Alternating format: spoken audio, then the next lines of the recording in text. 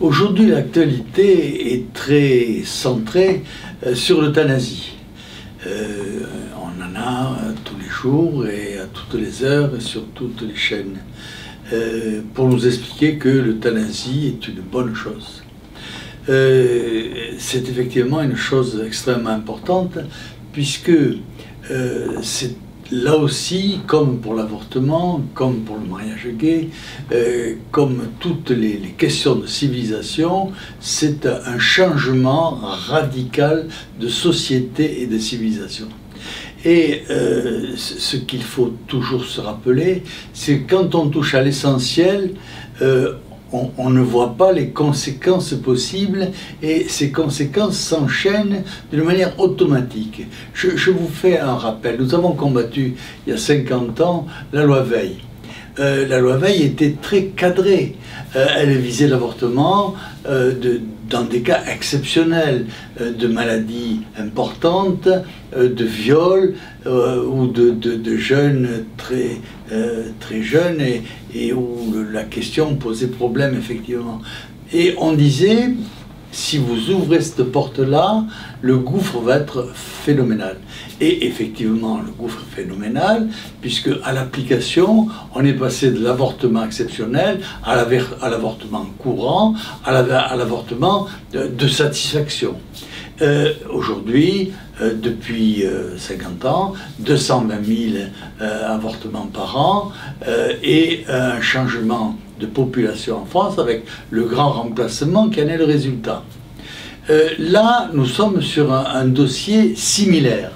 Et il est d'autant plus similaire que comme l'avortement, il est porté par les francs-maçonneries qui ont pour vocation de remplacer l'homme, de faire un homme nouveau, un homme qui n'est plus soumis à Dieu, un homme qui se fait Dieu. Or, on ne se fait pas Dieu comme cela, et les conséquences de la déification de l'homme, qui est l'orgueil poussé au plus haut niveau, sont dramatiques et suicidaires.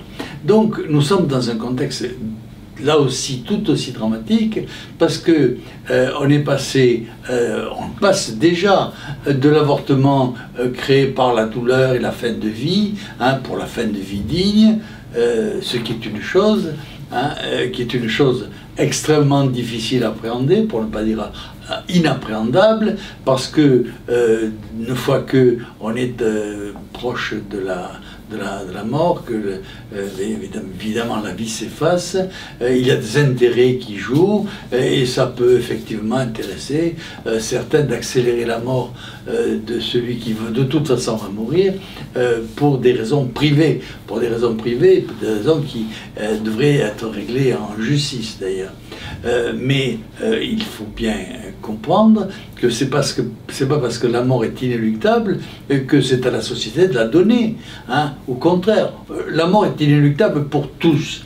Donc, partant de ce principe-là, on peut la donner à tout le monde. C'est une société mortifère qu'on est en train de mettre en place, une société suicidaire, au vrai sens du terme d'ailleurs.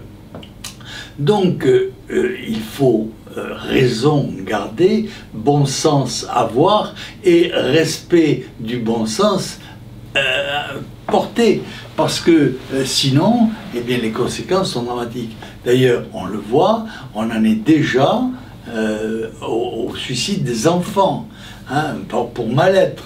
Ben aujourd'hui, j'ai pas la forme, tiens, je vais me suicider. L'État va me permettre de me suicider et de le faire sans douleur et calmement.